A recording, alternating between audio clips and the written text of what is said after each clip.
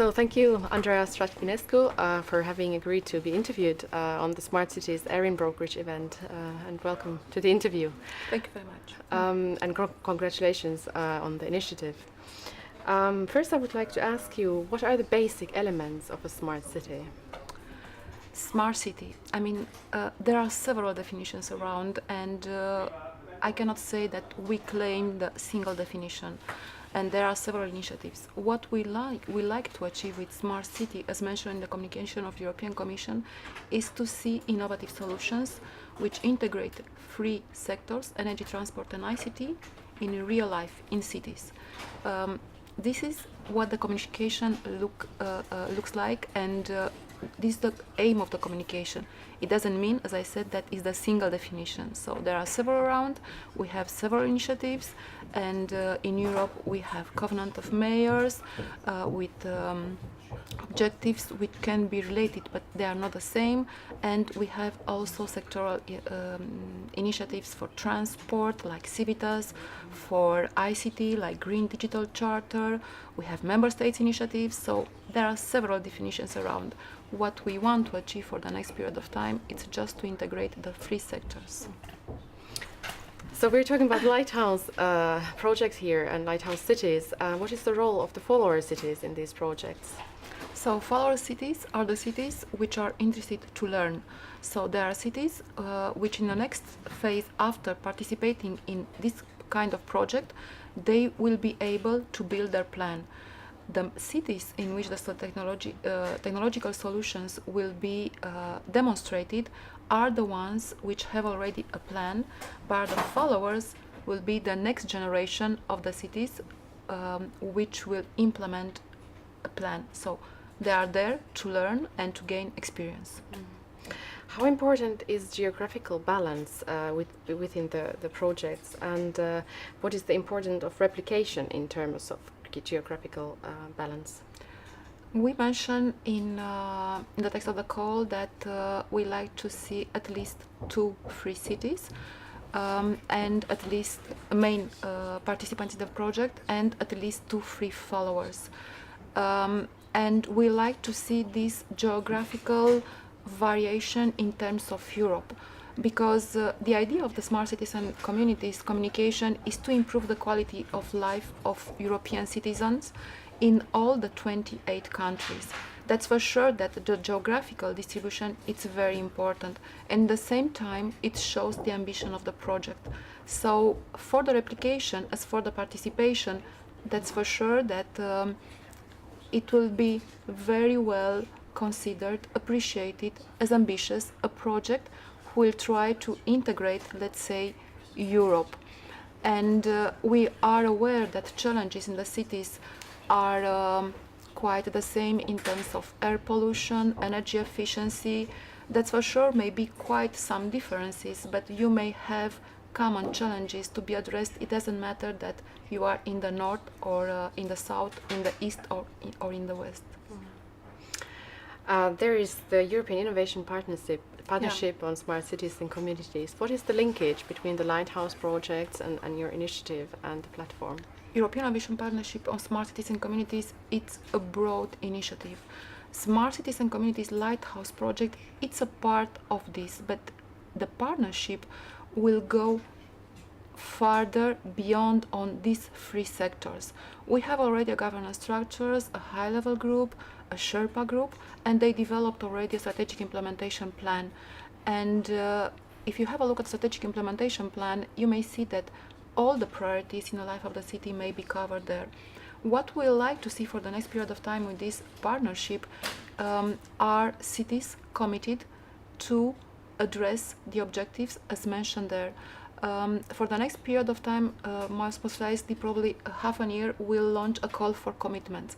And the call for commitments will address the objectives of this strategic implementation plan.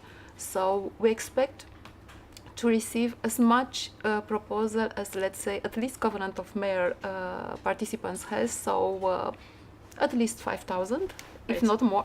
Strategic implementation plan has 3 main vertical priorities, which are built environment, integrated networks. Here we have heating and cooling, ICT, all the energy networks as well, and also sustainable urban mobility. We'll build on this, but all the aspects, governance, quality of life of citizens, air pollutions, procurement, standards, everything will be addressed. So the commitments can go beyond the call of smart cities and communities as defined in the work program of Horizon 2020. Horizon 2020 Smart Cities Initiative is very much a continuation of the previous work carried out by DG Energy and several other DGs. Can you explain a little bit about that? Yes, there is a build on, I may say, exercise, which started a long time ago, at the end of the 5th framework program with the Concerto initiative. We have now with Concerto 22 projects in 58 cities in Europe, and we are pleased to see that cities which are involved in Concerto project came later and applied and were successful and in more ambitious projects, like in the first generation of planning or addressing in a separate way the priorities of the energy sector. So we build on experience, and we are more and more ambitious. Experience is useful, and I would like to mention that there is an important database of Concerto which can be used by every city that would like to do something. Why? In order to see what are the materials which are used in different regions of Europe, in different climate conditions, and in the same time to see what was already addressed. Do not forget that the projects have to be innovative. So innovative is not doing the same thing which was done in the past. Congratulations once Thank you very again. much. And thank you so much. Thank you very much. Thank you. So I am Norela Constantinescu, and I'm working in DG Energy in the unit Energy Technologies and Innovation, and I was involved actually in this initiative of smart cities since 2009, when we started to build it up, and where we come actually today to this meeting. I think it's a quite important achievement.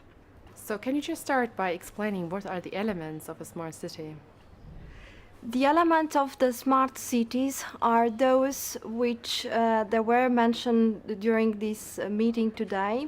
So there is the integration of the three sectors. We start with the energy, transport and ICT, and we have to have these elements actually tested, integrated and tested in the same location.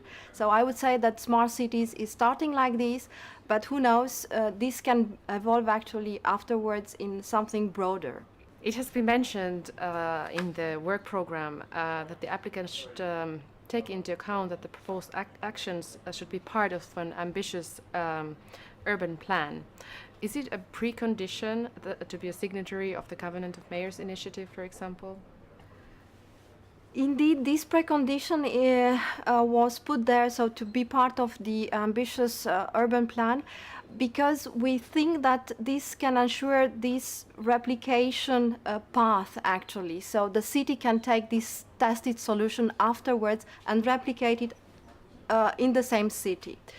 Now, there are different plans which are developed. Some of them are those who are part of the Covenant of Mayors initiative. I do not think that they should really be exclusively linked to this initiative, but of course this kind of thinking which was done before can be very helpful for the development of smart cities and communities projects.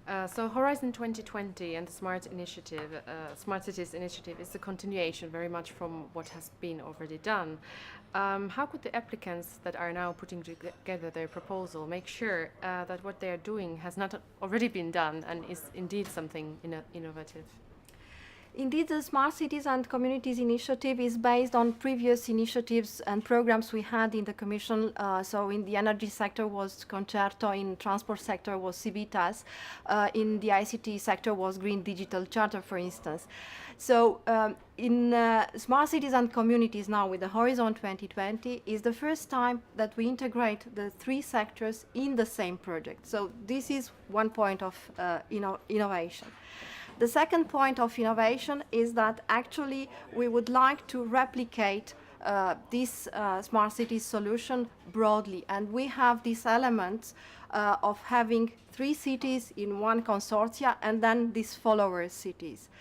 And then I would say that the third point I would like to mention is this financing innovation we want to create. So we would like actually to ensure that these projects are going across Europe in all the regions of Europe. What do you expect of the size and the scope of the participating cities and projects? I come from Eastern North Finland. We don't even have that large cities. Is there any limitation on the size of the cities? Regarding the size of the cities, so I think smart cities, so it's open to all the cities. Of course, we still have to have this dimension of impact, which means that actually it cannot be a village probably. So it has to be to have this urban dimension. But from our previous experience, we have seen that actually medium-sized cities, like 50,000 cities, have been actually successful. So this is more or less where we are looking for. Of course, big cities can participate, but in this case probably they will go for parts of the city, so it will be districts in the very large scale cities.